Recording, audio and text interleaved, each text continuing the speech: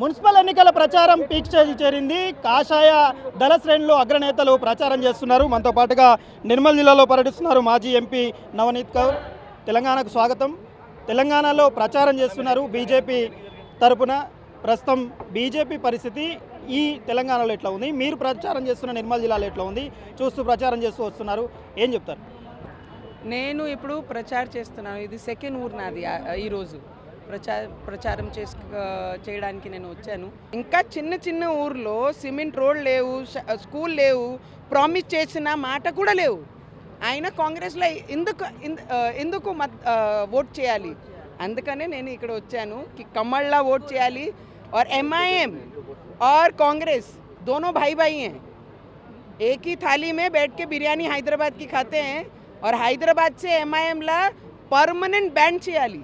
ఇక్కడ బ్యాన్ అయిన తర్వాత మొత్తం దేశంలో MIM బ్యాన్ అవుతుంది.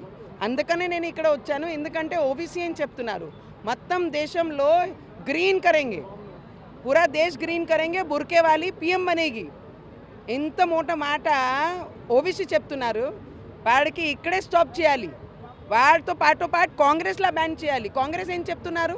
ఒక ఎలక్షన్ క్యాంపెయినింగ్లా కాంగ్రెస్ అంటే ముస్లిం, ముస్లిం అంటే కాంగ్రెస్. ఎందుకు హిందూ ఓట్ చేయాలి కాంగ్రెస్కి? ఎందుకు రేవంత్ రెడ్డి గారికి ఓట్ చేయాలి? పిసిసి అధ్యక్షుడు చెప్తున్నాడు, బొట్టు పెట్టుకున్న వాళ్ళందరూ మీ పార్టీ కోటేయాలంటున్నారు, మేము హిందువులం కాదా, కాంగ్రెస్లో ఉన్న వాళ్ళు హిందువులు కారా అని చెప్తున్నారు. ఎట్లా చూడాలి? నేను చెప్పలేదు అది. మీరు సీఎం చెప్తున్నారు. कांग्रेस अंटे मुस्लिम, मुस्लिम अंटे कांग्रेस. अंदकने बुट्टू पेटनारे जितने भी लोग हैं उन्होंने कांग्रेस को वोट नहीं करना, उन्होंने बीजेपी को वोट करना. అర్థమైందా? అర్థం కాదా? రిజల్ట్ తర్వాత మన కలుద్దాం. ఎంఐఎంని ఇక్కడనే పాతరేయాలి, కాంగ్రెస్ కూడా బుద్ధి చెప్పాలి.